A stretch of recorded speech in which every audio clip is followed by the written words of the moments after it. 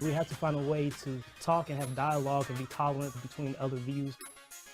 You have to have open dialogue, and that's where free speech is so important. Consent's a very important thing, and today in the Me Too movement, it's been very important because I think it's really opened up a lot of eyes. Cannabis is a healing herb. We as the people, we need to stand up and make a move. If you committed sexual assault, it doesn't matter when it was, you should be held accountable for that. However, we have to make sure that we actually make sure they committed sexual assault, and we have to make sure that all allegations are verified. So put in these programs thinking that it'll help everyone, but what they forget is that the pathway to hell is paved with good intention. And I think that's what this whole movement is all about anyways, is trying to be open to ideas.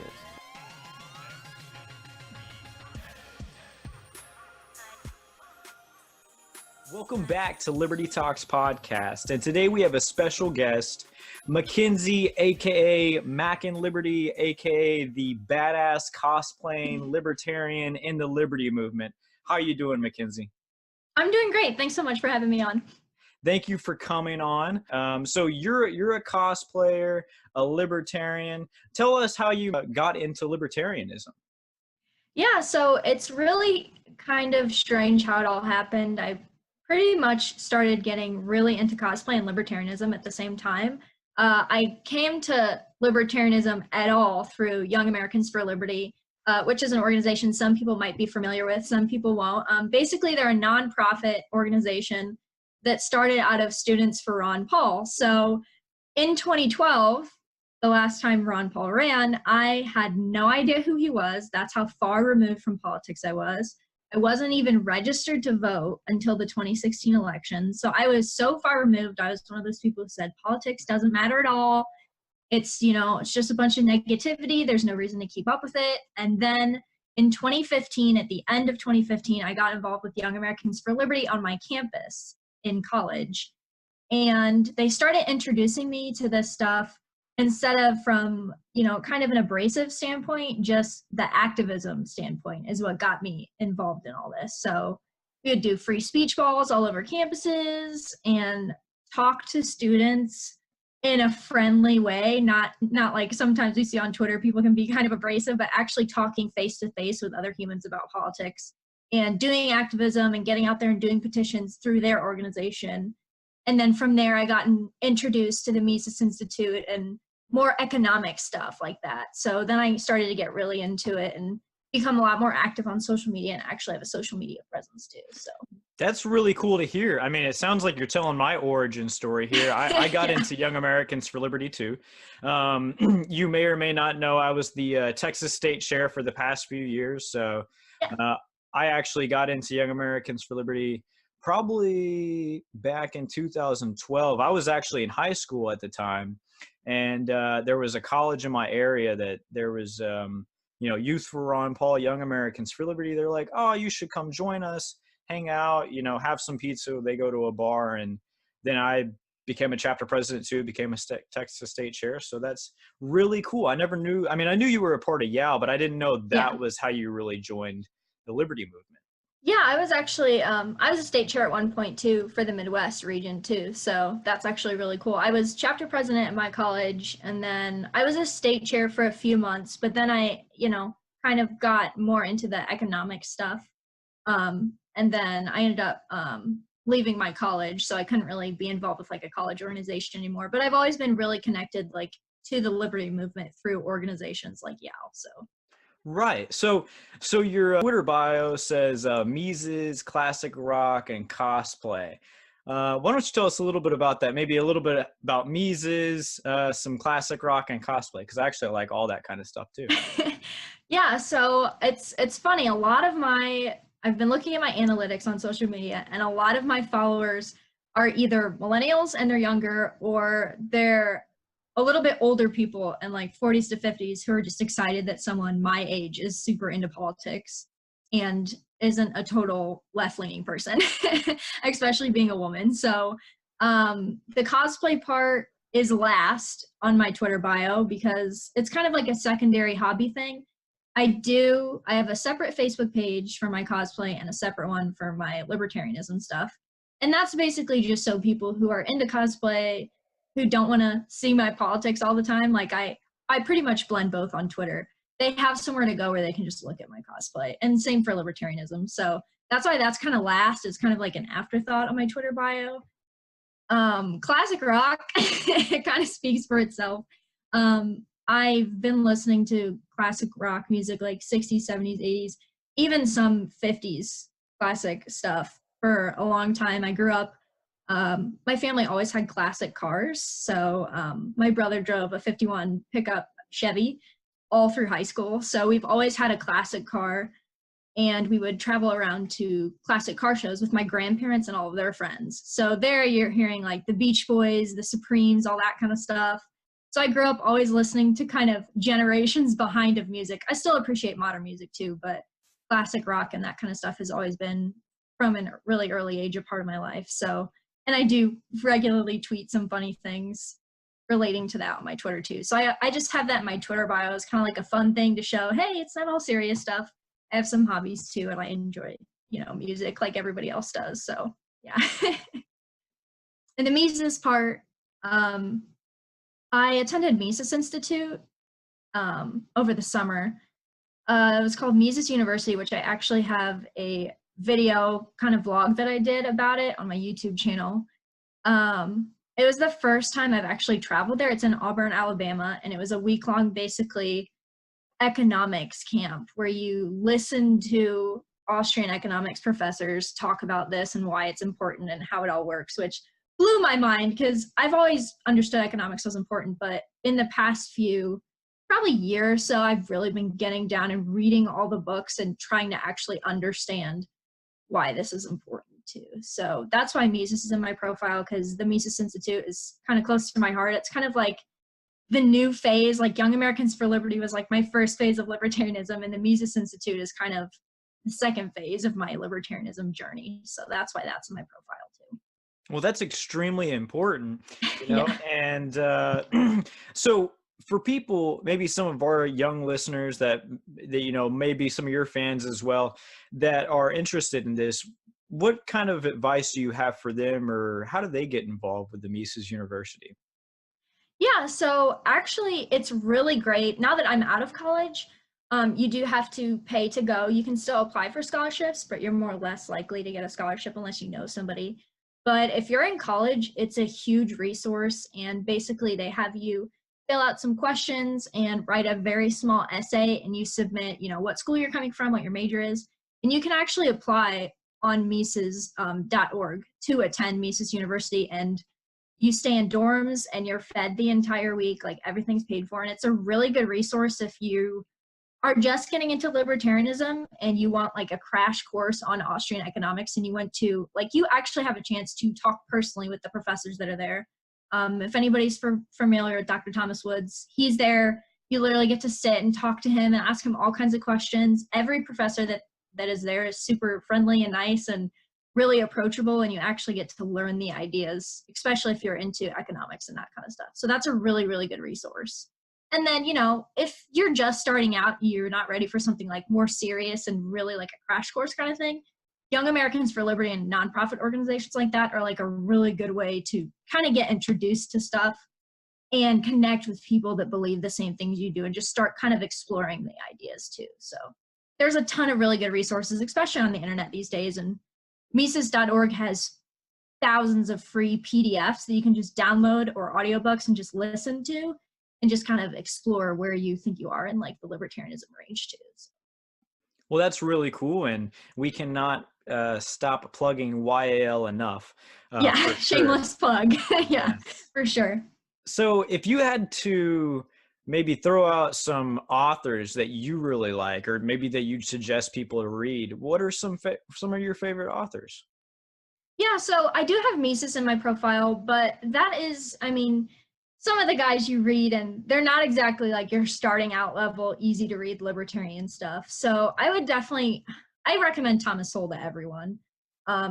He's a Chicagoan economist. He's not an Austrian, so it's not ideal for me, but the way that he presents the ideas is in a way that a lot of people can understand. And a ton of people that I know came to libertarianism from like socialism through Thomas Sowell. They read his basic economics book and they went, wait a minute, all this stuff I've been thinking is not economically possible or feasible or anything. And he also has really good books on wealth and politics and stuff like that, which especially millennials my age who are into Bernie Sanders and those kind of guys, reading Thomas Sowell's perspective on wealth and politics and poverty and all that kind of stuff, and his stuff on economics, especially since he is a guy who came from being a socialist and, you know, being proud of it to libertarianism and writing books like refuting everything that he used to believe, basically. He's a really good place to start. Another thing that I would suggest is there's two kind of shorter works that got me to turn the light bulb on, basically, and that is The Law by Bastiat, and Mises.org has a free PDF of that. It's a fairly short book.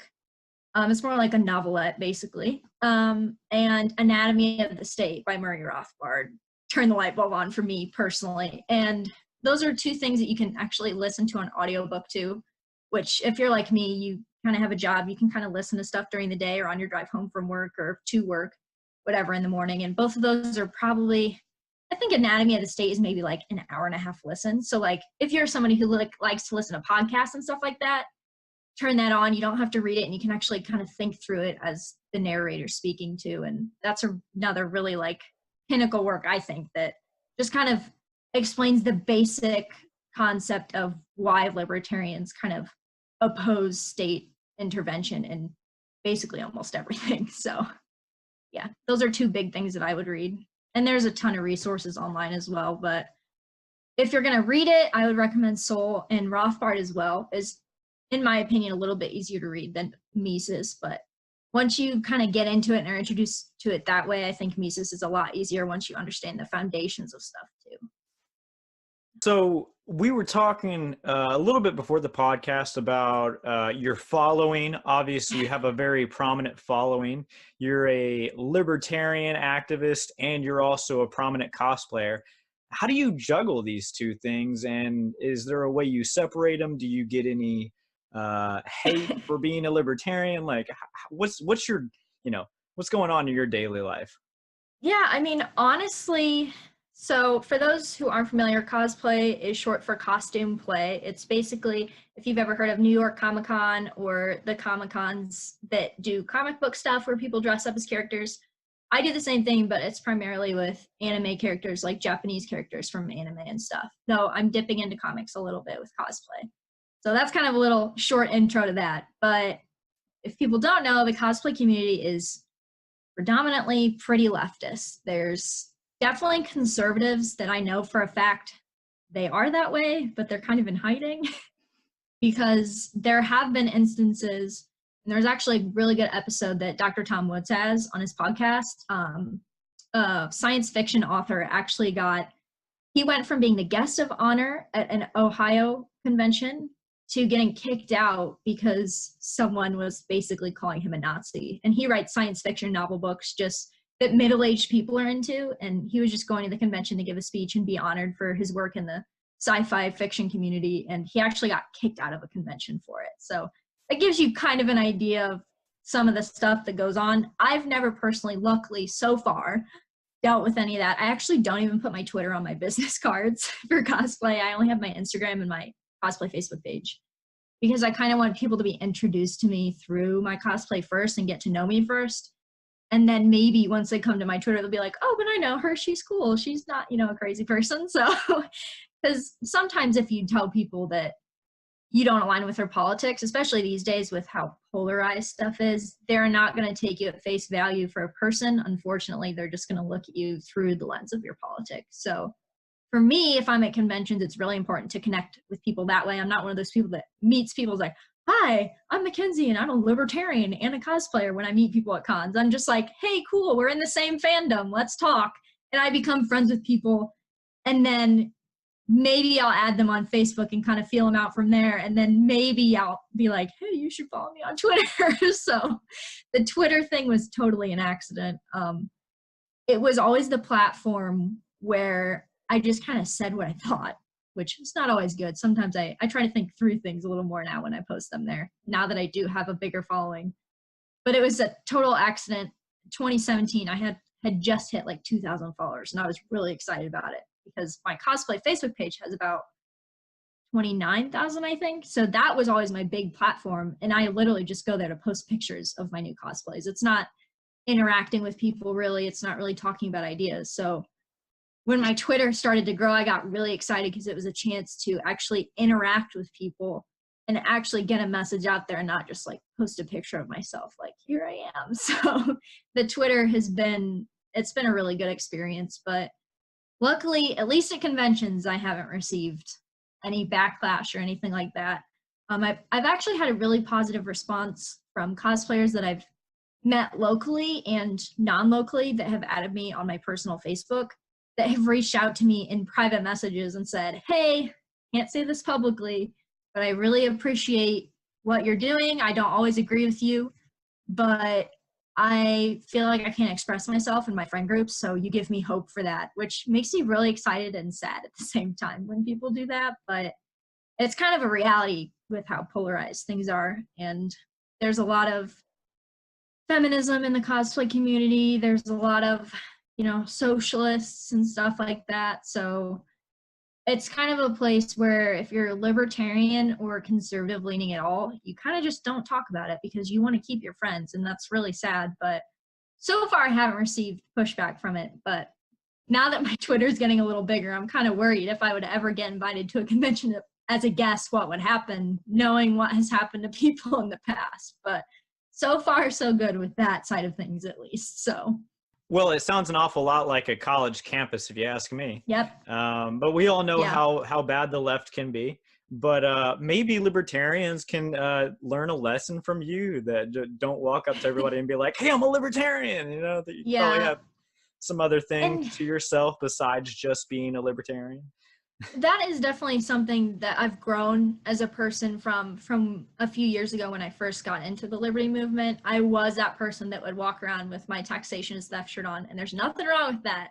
It's free speech, obviously, but I find myself being more successful with friends and people that I don't know when talking about ideas if, like I said, I introduce them to myself as a person first and not the politics, because that's ultimately what this is all about, is connecting with other people and trying to get the ideas into their head. And if that means I stay quiet for a little bit and I don't shout taxation is theft, and I befriend them as a person and slowly kind of talk to them about ideas and we kind of find where we agree and stuff like that, then I find that to be a lot more effective. And that's why I finally decided that I would combine my cosplay and my politics on Twitter, because every time I post about it, I say, I don't know why you people are here. This is such a weird mix. And everybody always responds like, no, your cosplay was a nice surprise. I'm an old person and I don't really get it, but I want to support it. And I think it's cool that you're doing kind of a culture thing.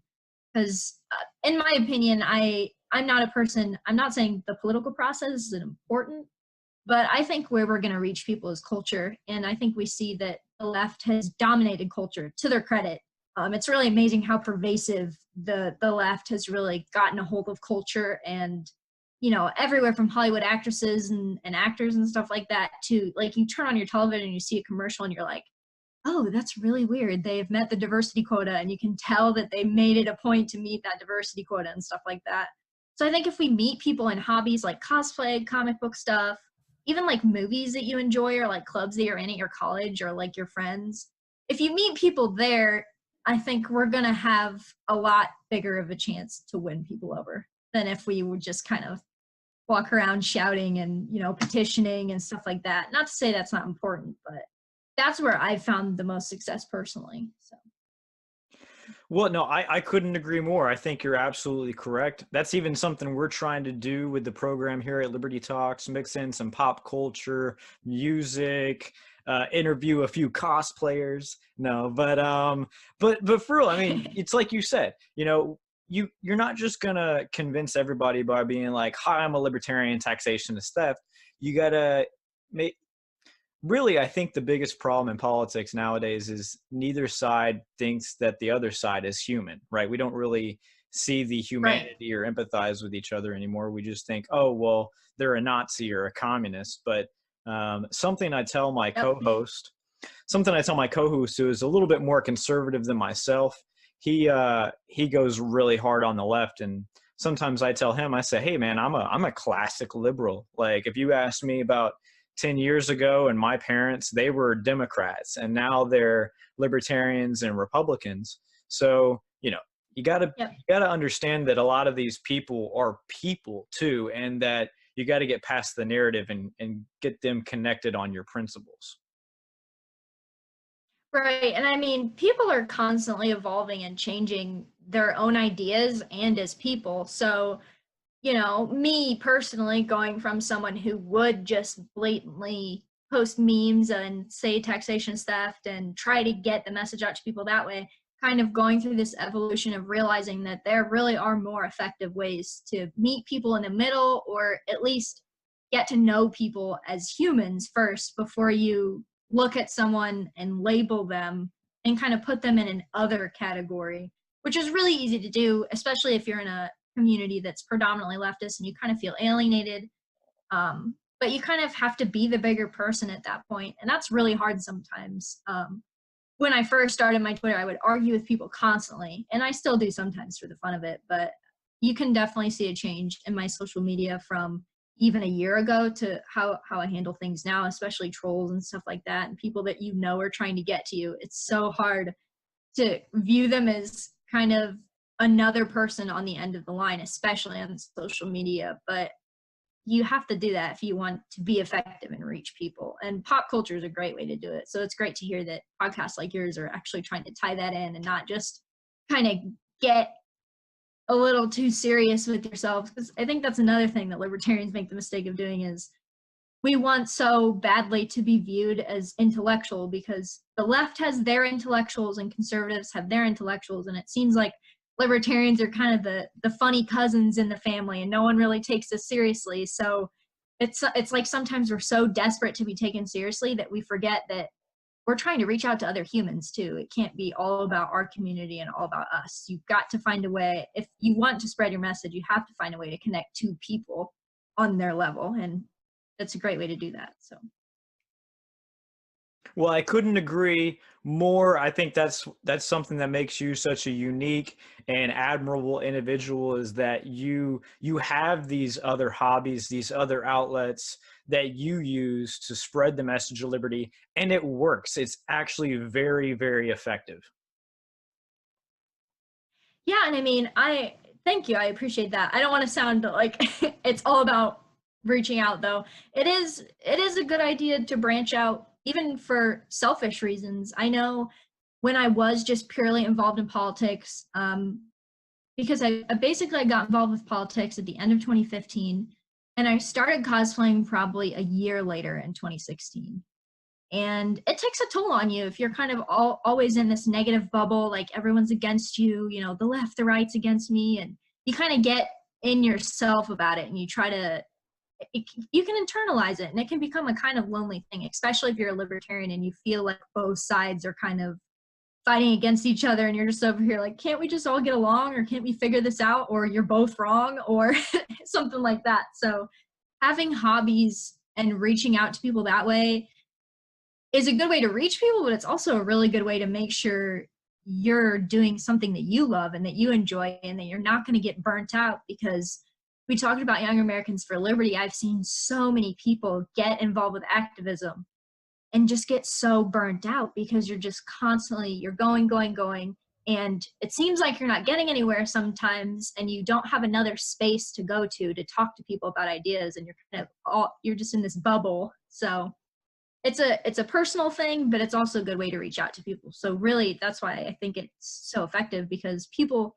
it makes you a real person instead of just kind of one of these political talking heads on Twitter that's constantly just preaching at people. So No, I think this is a very important conversation that needs to be had in the entire liberty movement, because I can relate. I remember in college, before I got into the liberty movement, I mean, I've been a libertarian since 2011, 2012, but I was into music. People knew me as a musician. And then I got into politics, and people were just like, oh, it's that political guy, right? And I was just all about politics.